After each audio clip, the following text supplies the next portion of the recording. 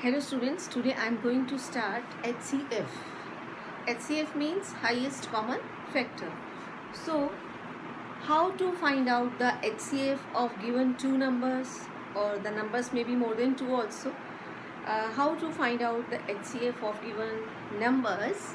So, let us know the answer of this question by an example. So, let us take an example. Suppose the question is, I have to find out the HCF of 8 and 12. The question is, find out the HCF of 8 and 12.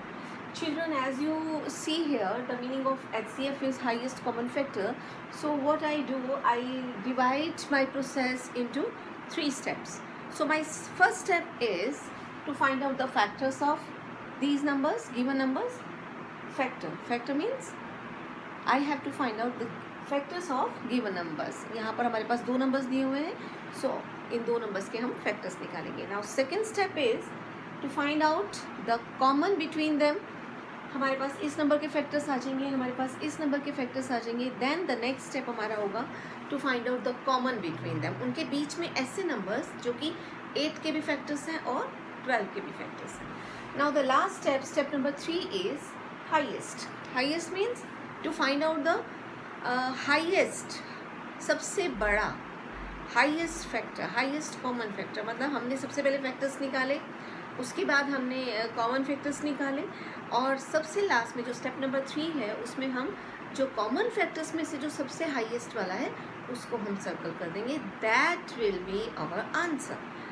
उसको हम बोलेंगे कि this is the HCF of given numbers.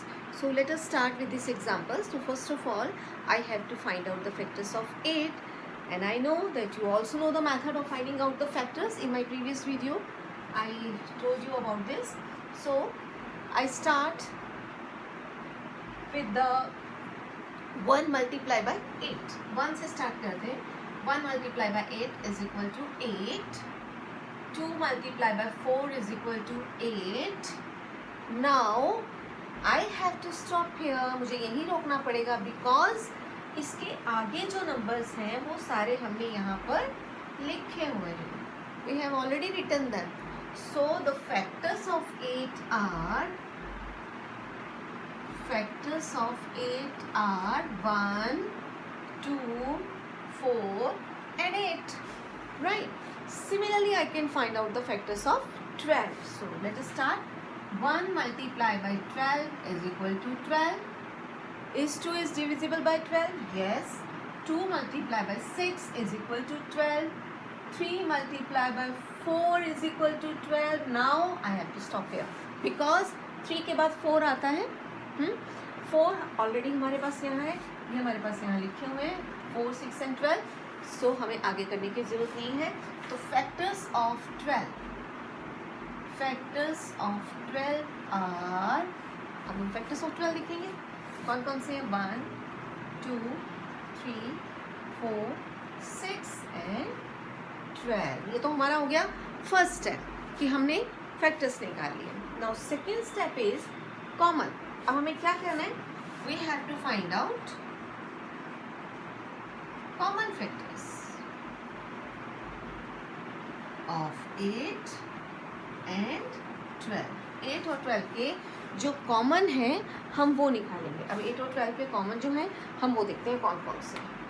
देखो, 1 is common, right. 2 is common, 3 is not common, 4 is common. 4 is common. मेरे ख्याल से आगे कोई और नंबर नहीं है हमारे पास कॉमन, बस इतना ही है. ठीक है.